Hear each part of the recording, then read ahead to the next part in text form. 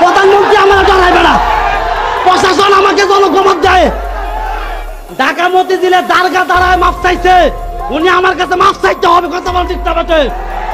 ঢাকা মতিঝিলে দারগা আমাকে যখন বলছে মা বোনেরা যারা যারা খুশি হইতেছে, বেশি বেশি খাইলে যে জঙ্গল থেকে কোনোভাবে বাঘকে রুখে দেওয়া হয় সেই জঙ্গলে রাজত্ব করে শিয়াল এবং বানর। আমাদের অন্যতম ইসলামিক প্রাণকেন্দ্র হচ্ছে ওয়াজ মাহফিল, যার দ্বারা সাধারণ মানুষ অনেক জ্ঞান অর্জন করতে পারে এবং ইসলামের দিকে দীক্ষিত হয়। কিন্তু সেই ইসলামিক কেন্দ্রকে যারা হাসি ঠাট্টা এবং কমেডিয়ানের একটা কেন্দ্র বানিয়েছে, নিঃসন্দেহে তারা আমাদের ইসলামকে ধ্বংসের দিকে নিয়ে যাচ্ছে। এমন কিছু কমেডিয়ান বক্তা যারা ওয়াজের নাম দিয়ে মানুষদেরকে এমন ধ্বংসের দিকে নিয়ে যাচ্ছে, যেটা সত্যি আমাদের জন্য দুঃখজনক। চলুন আসলে কথা না বাড়িয়ে সে ভাইরাল বক্তার কিছু বক্তব্য আমরা একটু শুনে আসি। পারবে না, এই জন্য আলেমরা বেয়াদবি করছে। আমি আর পারবো না। আচ্ছা, উনি নিজে আসলে উড়ে আসে না, খুবই যৌক্তিক।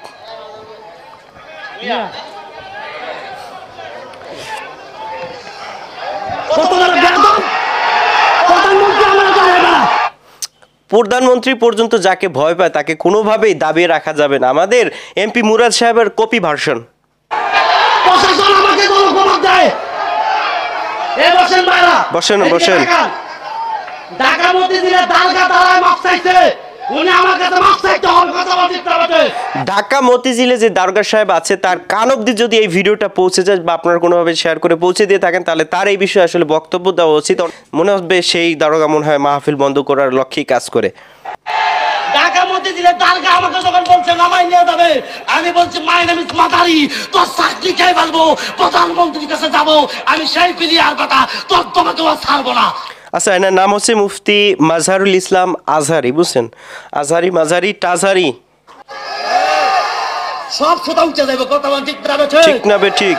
আমার চমক দিল কেন? আচ্ছা, এইখানে দেখেন পাশে থাকা যে ব্যক্তি তাকে থামিয়ে দিচ্ছে, কিন্তু তিনি তো আসলে চেতা বক্তা, তাকে দমিয়ে রাখতে পারবে না কেউ। কথা বলে না কেন? হ্যাঁ, কতবার তাকে থামায় তাই দেখেন। চলবে চলবে,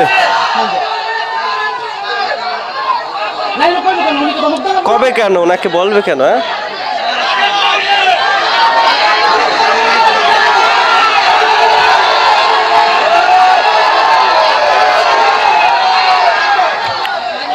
উত্তপ্ত জনগণ, উনি আইসা জনগণের সামনে মাপ চাইবে। কথা বল ঠিক না? না না, মাপ চাইতে বিচার করতে হবে। পাশের লোক তাকে থামিয়ে দেওয়ার চেষ্টা করতেছে।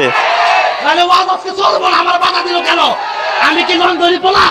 আমি কি আমার বাংলাদেশ, সোনার বাংলাদেশ, স্বাধীন দেশে যেই প্রশাসনের বাচ্চা 140 দ্বারা দাঁড়ি করবে, প্রশাসনের বাচ্চা, ওয়াও, এটা কিন্তু হিংসাত্মক বক্তব্য। তার বিলে চামড়া উঠাই ফেলবো। কথা বল ঠিক না? সে আমাকে বাধা দিব কেন? কেন দিবে? কথা বল ঠিক না? ঠিক। সে ওয়াজ আইসা মাইক দিয়ে বলবে যে বলছে না না না, হবে না এটা। সে আইসা মাপ চাইবে। দেখেন, এই লোক পাশে থাকে যিনি লোক, তিনি তাকে বারবার থামিয়ে দিচ্ছেন, কিন্তু সে তো থেমে থাকার ব্যক্তি নয়। হ্যাঁ, হবে হবে, ঠিক আছে, চলবো। বসো বসো বসো বসো। না না, তাকবীর। মাঠ গরম হইব, বক্তা গরম হইব, চলবো চলবো। কথা ঠিক না? ঠিক। আমি কোন খারাপ কথা বলতেছিলাম না? খারাপ কথা বলতেছিলাম? উনি খারাপ কথা বলে না, কিন্তু ওনাকে আনা হয়েছে কোরআন এবং হাদিসের ভাষা অনুযায়ী বক্তব্য দেবে। কিন্তু তিনি এখন পর্যন্ত যতক্ষণ বক্তব্য দিয়েছেন প্রত্যেকটা মিনিটের তার মূল্য রয়েছে, কিন্তু তিনি কোরআন হাদিসের বাইরে যে কথাগুলো বলেছেন, আমি মনে করি তাকে যে টাকায় কন্ট্যাক্ট করে আনা হয়েছে সেই টাকাগুলো অযথা নষ্ট করে যে টাকাগুলো তিনি খাবেন, সময় নষ্ট করে, সেটা তার জন্য বৈধ হবে না, আমার যেটা আমার মনে হচ্ছে।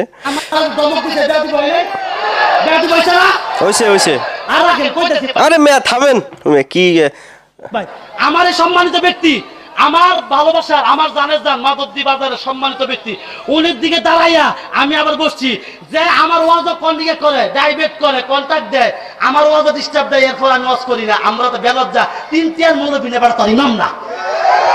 তিনি এখানে ইমামদেরকে ছোট করেই দেখছেন, যেটা সত্যি ইমামদের জন্য আমি মনে করি ইমামদেরও এই বিষয়ে প্রতিবাদ করা উচিত। 3 টাকার ইমাম না। আলেমদের দাম আছে। যারা আলেম তারাই তো ইমাম হয়ে থাকেন না, আসলে এখানে তিনি মনে হচ্ছে উনি আসলে মানতেক তেমন একটা পড়েন নাই, বালাগাত সম্পর্কে তার তেমন ধারণা নেই, বিষয়টা খুবই আমখাস মুতলাকের নিসবতটা তিনি এখানে বুঝতেছেন না। আমার ওয়াজ বলে চলতো না, হইতে কয় হ্যাঁ পাগল, হ্যাঁ কি পাগলকে আমরা দেখতেছি, হ্যাঁ পাগল পাগল। আমিন আমিন। একটু পানি খেয়ে নেন। নামাজ মনে আসেনি? আছে আছে। আসর নামাজ মনে আসেনি? আজকে মাদকদিন মানুষ দেখো, মানুষ কত ভালোবাসে আমারে, কথা বল ঠিক না আছে? দুই সাইডে শত্রু থাকবে, তারা ফাটা ফাটা কিছু করতে পারতো না, কেন তোরা পারলে কিছু করিস আমারে? কিছুই করতে পারবেন না আপনারা। হ্যাঁ মিডিয়া উঠাতে সারা পৃথিবী ছড়ে দেবো, দেখাই যায় না, সারা বিশ্বে প্রচার হবে, এটা ডিসি সাহেবের কাছে যাবে, গণভবনে যাবে, আমাকে বেজ্জতি করার কারণে। আমরা আল্লাহ পাক ওই পর্যায়ে নিয়ে গেছে, আমাদেরকে মানুষ সম্মান দিতে জানে, বেজ্জতি করে বাংলা জমিনে এমন কোন নেতা টিকে থাকবে, এমন কোন নেতা নয়। উনি সেই পর্যায়ে চলে গেছেন যে কথাটা তিনি বললেন, তার মানে আসলে গোবরাতুল মোহনতাহার শেষ পর্যায়ে তিনি পৌঁছে গেছেন, এটাই তার দাবি।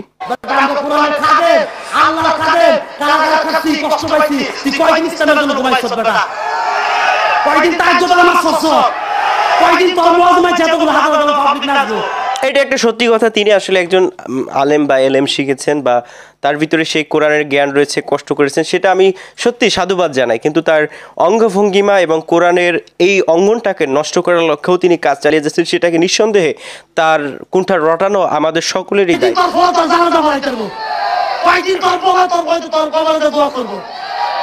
এটা খুবই একটা ভালো জিনিস, তিনি তার বাবার জানাজা পর্যন্ত পড়াতে পারবেন।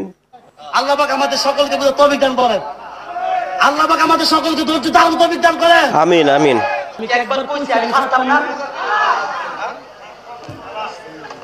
আচ্ছা আচ্ছা ঠিক আছে ঠিক আছে।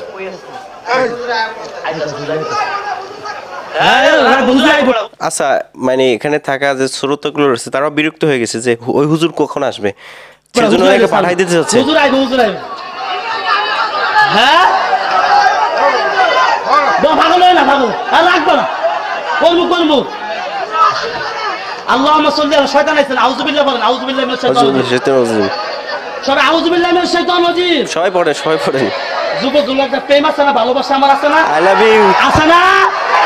আরবিতে বলা হয় লা বেটা, বাংলাতে বলা I love you. I love you. কি কাও মা বলে না, যারা যারা খুশি হইতেছে বেশি বেশি আই লাভ ইউ।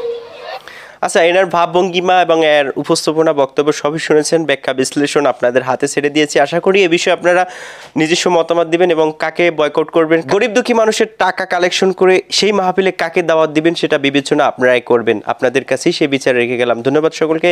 আসসালামু আলাইকুম ওয়া রাহমাতুল্লাহ।